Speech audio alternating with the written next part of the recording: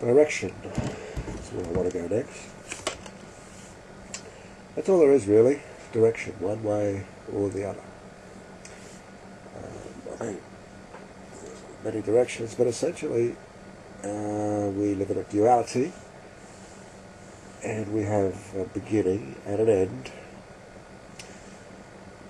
and that's pretty much the only two directions we ever really move towards one of those two poles, the beginning or the end, the origin or the product, you might say, which is what all this is a product of the original intention, because of course, you know, the highest thing being the purpose. Nothing exists without purpose, without intention. Well, from the relative points of view, things seem to exist without intentions, without purpose, but there's always a purpose. It might not be known, it might not be perceived, but there's a purpose for everything. And, you know, I mean, we have the belief that, you know, God is perfect, and why wouldn't his creation be perfect if you want to look at it that way, if you want to believe and that sort of thing? That's fine. It has a purpose. Well, it has many purposes. But there's only one highest purpose, the thing that got the whole ball rolling, you know, obviously. And after that, there's many purposes, like, you know, we each have so many purposes in life, so many intentions. But I've always gone back to, you know, to find the highest point, to find the source, well, you know, to find the source purpose. Because what we have here in this world around us, in our environment, is the way things are, right? We have the product, we have the final structure, the finished product. Now the other end of that spectrum is the intention behind this product that we see all around us. What is the intention of that product? The original intention.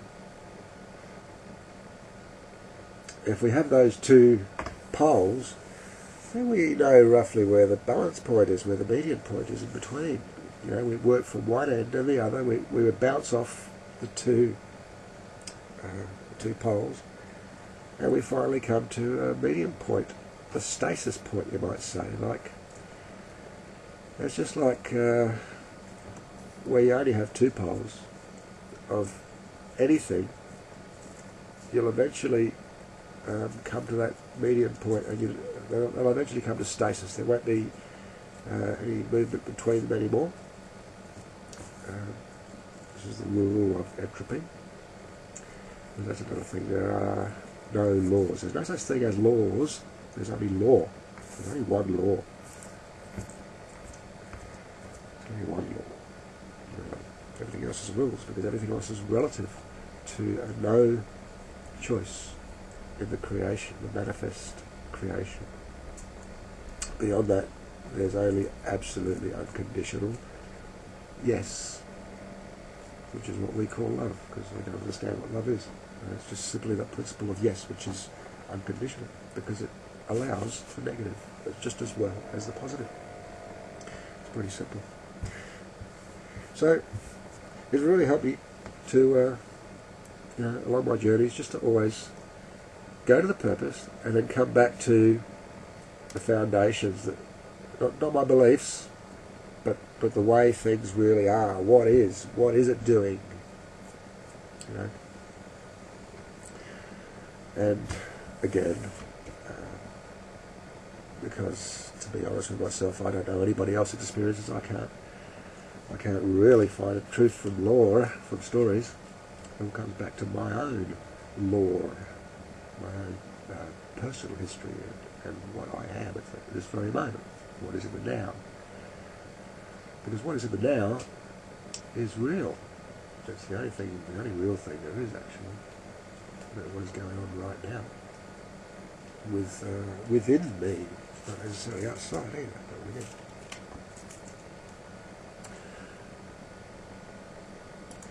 So purpose. And from purpose, I look for the mechanism to bring that purpose to fruition.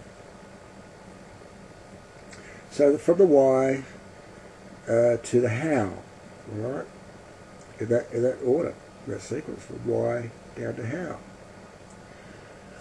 The other end of the spectrum being what is. So the whats, the whens, the whos, the whats basically. I guess the whens come later, and the whos, well, who knows. And from the far end of the spectrum of the why, we have the what. And then from the first point of relativity, the second purpose, we have the which, or the which what, because there are two realities, which is the nature of the no choice, to divide.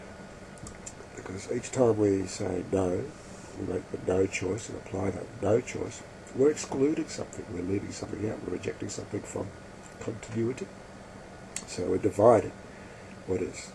So we come to the which.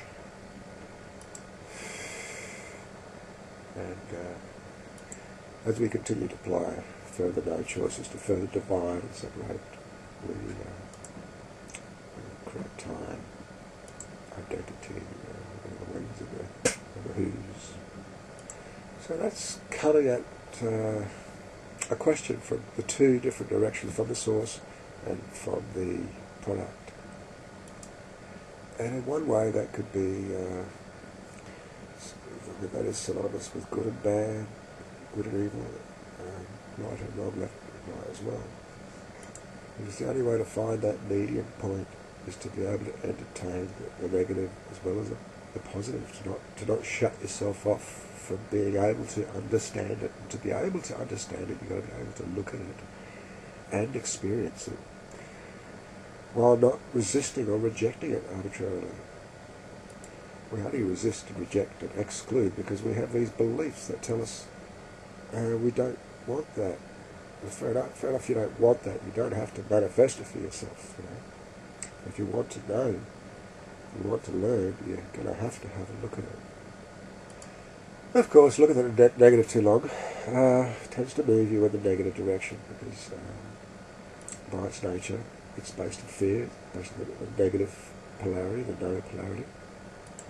By focusing too much on the negative, then we ourselves will, also I tend to narrow my perspective into that polarity, which cuts me off from the bigger picture. But only if I subject myself to it and make it personal. If I could keep an objective point of view, and I'm not drawn into that polarity. And that's difficult when everything is personal.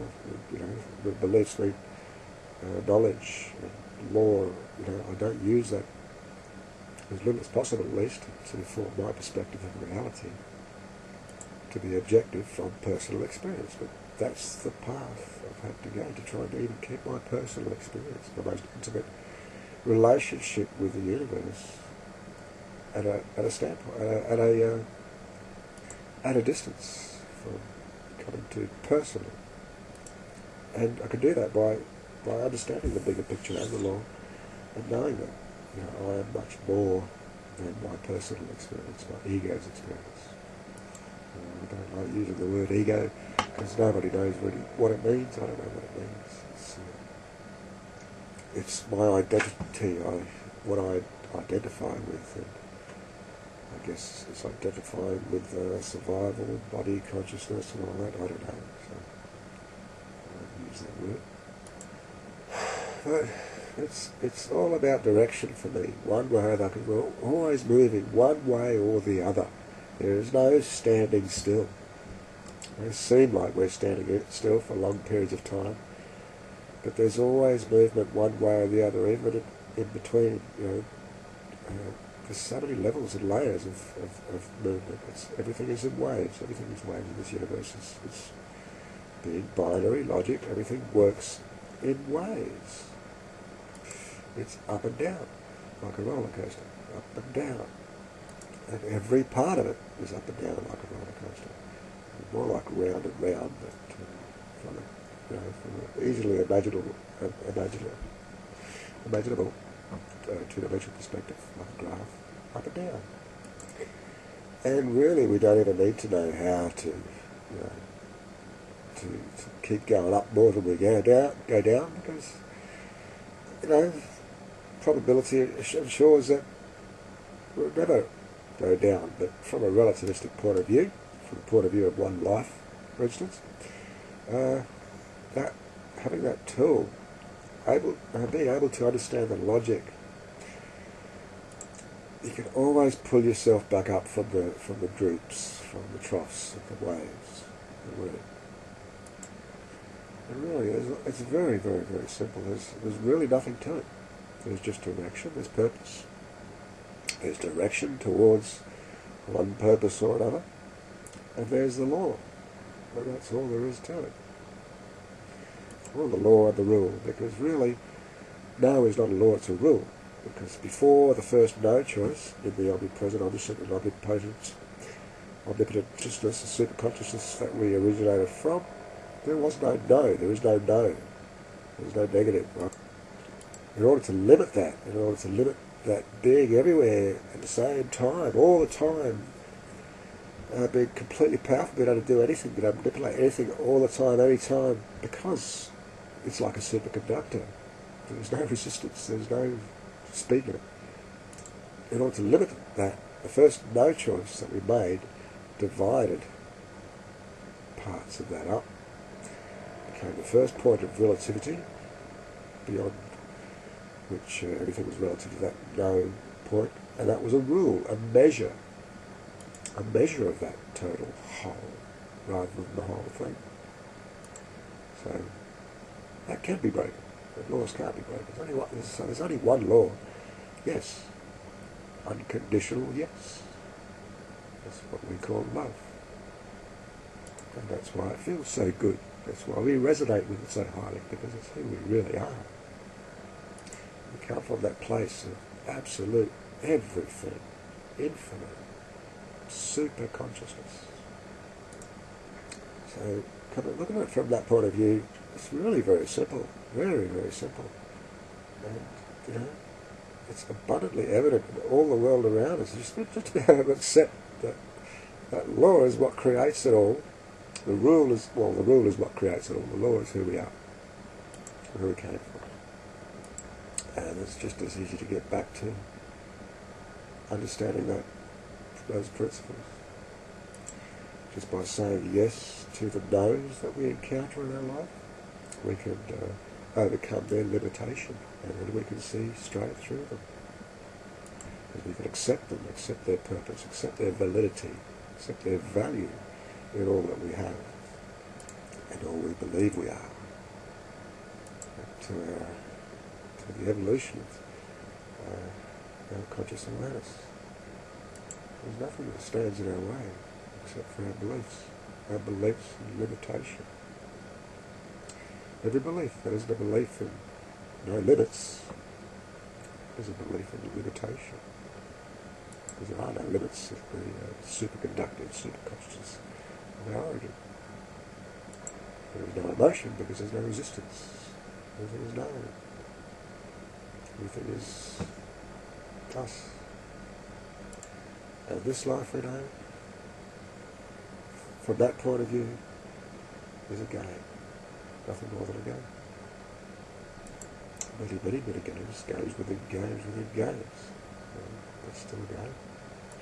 On some immense, self-perpetuating, self-creating, self-expanding holographic computer of some sort that we must have created. Or it created us. Maybe it's just an intimate relationship, man and she. no distinction.